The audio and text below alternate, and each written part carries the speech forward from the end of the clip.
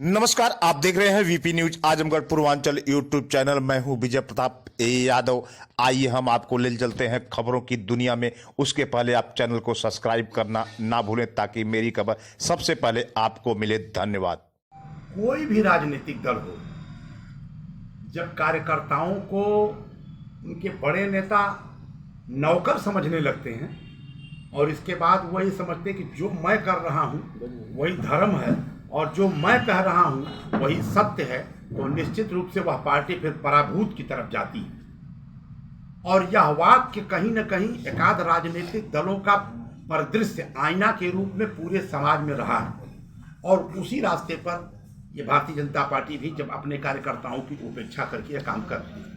मैं तो यह बात आप सभी पत्रकार बंधु जितने लोग हैं सब लोग जानते हैं कि जब से मैं यहाँ संघर्ष कर रहा हूँ, संघर्ष का जो परिमाप है, यदि उस परिमाप में आप सभी लोग किसी भी बड़े नेता से पूछें या किसी से भी पूछें तो यह समझ में आ जाएगा आपको कि कार्यकर्ताओं की कितनी उपेक्षा है। और खास तौर से मैं समझता हूं कि भारतीय जनता पार्टी ब्राह्मणों के प्रति भी इसका भाव बिल्कुल ठीक नहीं है, ब्राह्मण विरोधी कहा जा सकता है इसको। और महंगाई, उत्पीड़न, विभिन्न प्रकार के उत्पीड़न, चाहे वो ऑटो रिक्शा चालकों का उत्पीड़न रहा हो, चाहे समाज में किसानों का उत्पीड़न रहा हो, चाहे किसानों के गल्ला के खरीद के जो है धान क्रय केंद्र, गेहूं क्रय केंद्र के खरीद का उत्पीड़न रहा, विभिन्न पहलुओं में पेट्रोल डीजल की महंगाई, आमतौर पर सारी बातें हैं।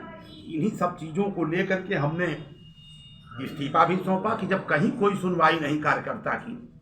और जैसा कि माननीय केजरीवाल जी ने एक बार कहा कि अगर हमारी पार्टी में कोई पैसा लेके टिकट देने की बात अगर आ जाए, बता दे कोई, तो हम उसको पार्टी से निकाल बाहर कर देंगे। अर्थात ऐसी बात कही नहीं, लेकिन यह कहने में मुझे गुरेज नहीं कि जिस तरह से राजनीतिक दलों में मान लीजिए जो लोग ठीक हैं तो ठीक हैं, जिन लोगों का थोड़ा बहुत जनता ने भाव दे दिया वो लोग उस भाव को बेभाव होकर के अपने टिकटों को बेचने लगे। और नतीजा ये हुआ कि जिन कार्यकर्ताओं ने पार्टी को सींच के एक मुकाम तक पहुंचाया, वो अपने ही घर में रहने के लिए बहुत परेशानी महसूस करने लगे। ऐसी स्थिति में उपेक्षा के कारण, जनता की उपेक्षा के कारण और भारतीय जनता पार्टी में बहुत भयंकर अहंकार है। जो मैं कह रहा हूं वही सही है, जो मैं कर रहा हूं वही धर्म है। तो ऐसी स्थिति में इन सारी चीजों को देखते हुए मैंने इस्तीफा कल ही भेज दिया था। ये इस्तीफा मैंने भेजा था माननीय राष्ट्रीय अध्यक्ष को और माननीय प्रदेश अध्यक्ष को। और मेरे उपेक्षा का तो घोर इतिहास है, बहुत लंबा इतिहास है, सारे लोग जानते। धन्यवाद कि आप आज आम आदमी पार्टी के बुलावे पर नगर कार्यालय में आए।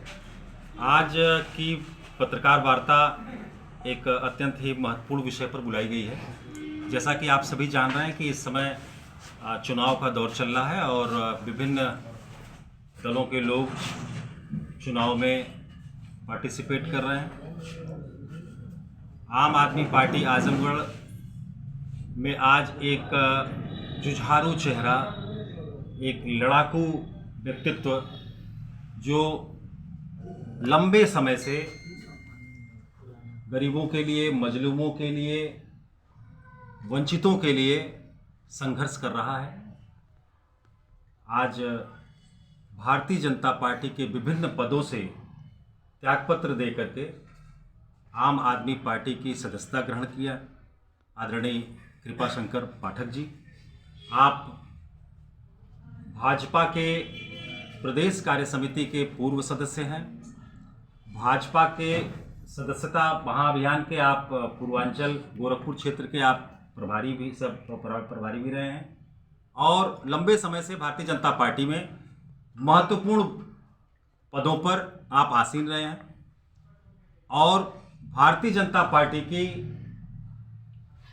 जो वर्तमान में नेतृत्व है और जिस तरह से आम जनता भारतीय जनता पार्टी की नीतियों से, कार्यक्रमों से त्रस्त है और जिस तरह का शोषण जमीनी कार्यकर्ताओं का भारतीय जनता पार्टी में हो रहा है, उससे क्षुब्ध होकर के इन्होंने भारतीय जनता पार्टी से कल दिनांक 9 फरवरी 2022 को अपने राष्ट्रीय अध्यक्ष और अपने प्रदेश अध्यक्ष को इस्तीफा सौंपा। और आज अरविंद केजरीवाल जी के नेतृत्व में अपनी आस्था व्यक्त करते हुए आम आदमी पार्टी को ज्वाइन किया है।